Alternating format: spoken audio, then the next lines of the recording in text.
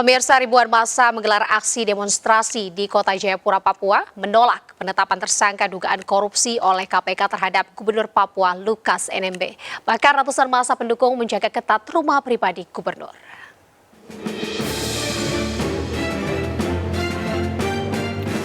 Ribuan massa pendukung Lukas NMB menggelar aksi demonstrasi menolak penetapan tersangka kasus dugaan korupsi terhadap Gubernur Papua tersebut.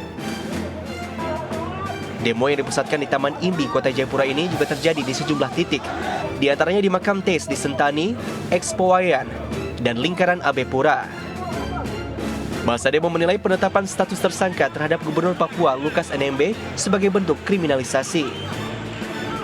KPK seperti jadi bonekanya pemerintah begitu.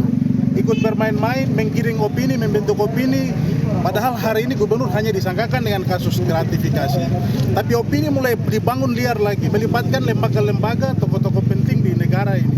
Salah satunya yang kami sesalkan, Menko Polhukam ikut bermain opini di sini. Sementara KPK menegaskan penetapan Gubernur Papua Lukas NMB sebagai tersangka murni penegakan hukum.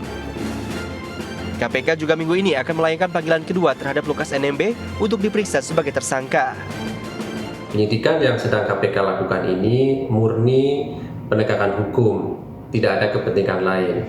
Sehingga kami berharap para pihak yang dipanggil oleh KPK, baik itu sebagai saksi maupun tersangka, untuk kooperatif hadir, memenuhi panggilan tim penyidik KPK dan dapat menyampaikan apa yang ia ketahuinya di hadapan tim penyidik KPK.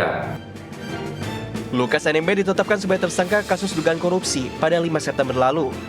Namun KPK belum memperinci kasus korupsi yang menjerat Gubernur Papua tersebut.